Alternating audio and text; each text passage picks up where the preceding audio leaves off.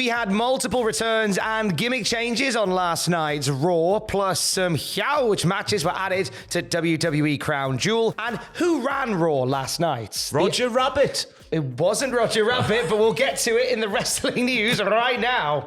Sorry, Tom, I forgot I'm not meant to say things in that intro bit. Sorry. What do you mean? Don't know what you're talking about. What intro bit? Don't know where that comes from. Who framed Roger Rabbit?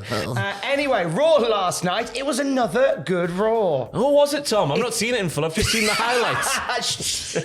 No, we watch it all every night, as we all do. It's my first job today after this video. But we have a return. Well, several returns. What's the first one, please, Tom? Returns and gimmick changes all over the shop. Elias is back. Ezekiel is dead. He's not dead. He's retired now. He said that his younger brother's career was tragically cut short, but the show must go on.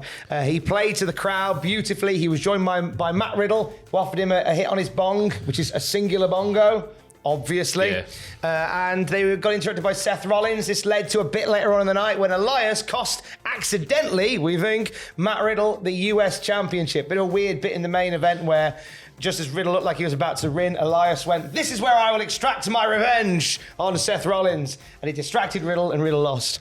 When that kind of bled into a bit with Rollins about to curb stomp Riddle onto the US title belt, and in a follow-up from earlier in the night, here comes Mustafa Ali to chase off Seth Rollins. So we're going to get an Ali and Rollins feud, I reckon, for Crown Jewel. Oh, saucy. I hope Ali wears his new shorts. Did you see this from the live events over the weekend? He looked lovely, I hope didn't Mr. Editor can put them in there because they look fantastic. But our tributes need to be paid to Ezekiel at this time, because I've heard from the likes of Sean Ross Sapp and Dave Meltzer that the injury that cut short his career tragically was much like Hayabusa.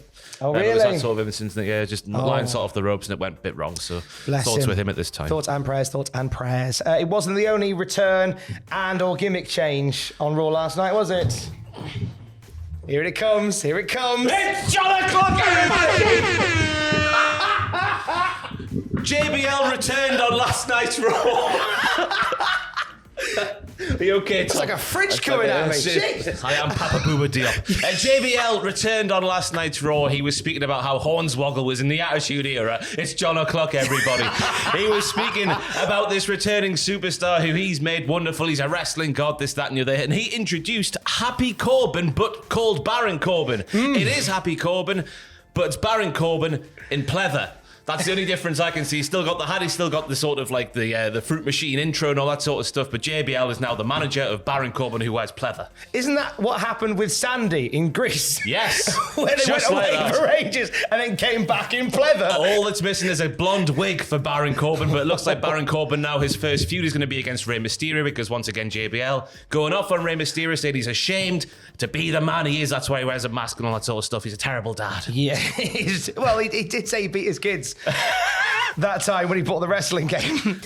So how do we feel about Baron Corbin and JBL as a unit? A match made in heaven. Yes. He is, I lambast the guy from time to time over the past 6 years or so, but JBL is a fantastic promo. Yes, he got a few inaccuracies in there last night, but that's what he does. That's what makes JBL, everybody. And Baron Corbin and him, just a dastardly duo, I think can go right to the top. It comes at the same time as Corbin sat down on the Johnny Dare morning show and said that Triple H, as creative, was keen to make him more badass again.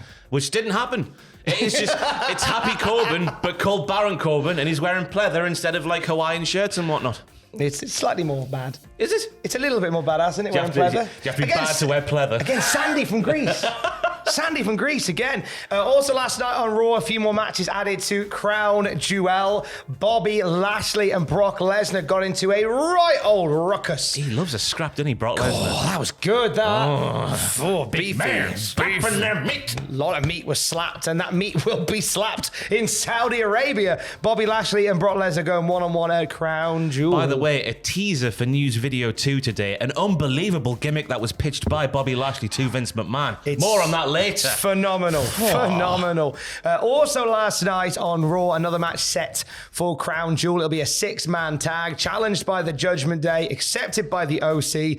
It'll be Damian Priest, Dominic Mysterio, and Finn Balor versus AJ Styles, Luke Gallows, and Carl Anderson. But there's a slight problem, isn't there, Ross? There is a little bit of a problem because Carl Anderson is scheduled to defend his never openweight championship against that big tall boy called Hikuleo. Yeah, on the same night as Crown Jewel. Now, there's no way you'll get a flight from Saudi Arabia. I'm just trying to think. Autumn Attack. Who's on the roster that we could put in a Battle bold... Autumn. Yeah, but who's on the roster currently that we could put in a bold cap and just pretend it's Carl Anderson? I mean... Happy Corbin, let's just do it. Why the hell not? I mean, if we'd waited a little bit longer, could have brought him back a bit later and gone, hello, I'm definitely Carl Anderson. Elias. Just put him in it. He's done character work before, portraying his brother. Wink, wink, nudge, nudge. So let's just have him be Carl Anderson for the night. Why the hell not? I know you just shaved you. I know you just grew your whole beard back. But can you shorten it for us, please? I don't know what will come of this. I imagine by the end of play today, or maybe in the next few days, we'll have an idea. Either New Japan will strip Carl Anderson the never open weight title. They tend to be very firm when it comes to title defenses. If you can't make it, even if there's a legit reason, we'll have the belt off you. So it's either going to be the end of Carl Anderson as never open weight champion, or maybe they might do something where they get Carl Anderson written out of the Crown Jewel match so we can go and do that. Well, there's a storyline, a prospect, I should say, set up on last night's Raw with a certain NXT superstar who once again we'll speak about in video too. So maybe he could take the place of Carl Anderson after the Good Brothers have done the favour of him on tonight's NXT. Maybe we are setting up for a little thing there. We'll keep an eye on that one. But as it stands, the 6-man and Bobby and Brock join Roman Reigns versus Logan Paul, which still seems like a weird fever dream, for the undisputed title in Saudi Arabia on Remember the 5th of November. Yes. Yes, it does. It does indeed. That is a thing that will happen. Raw was an interesting proposition going into it because just a few hours beforehand, Triple H was diagnosed with COVID. Symptoms arose when he suggested bringing back the Katie Vick angle and realised he'd lost his sense of taste.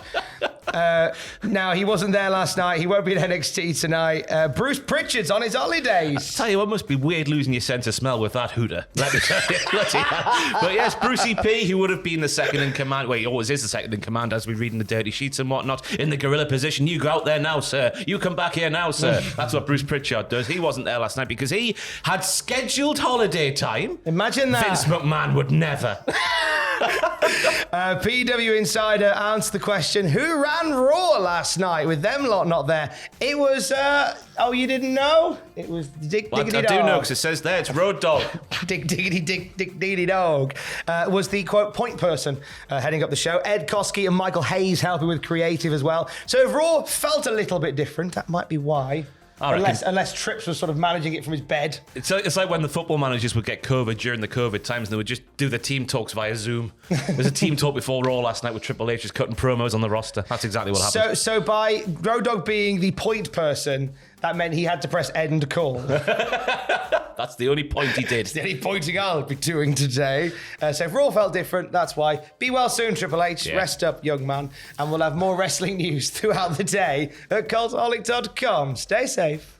Love you, bye. It was a very saucy love you bye. That's right, isn't it? Very like saucy. Phoebe Buffet. It's the throat that does it.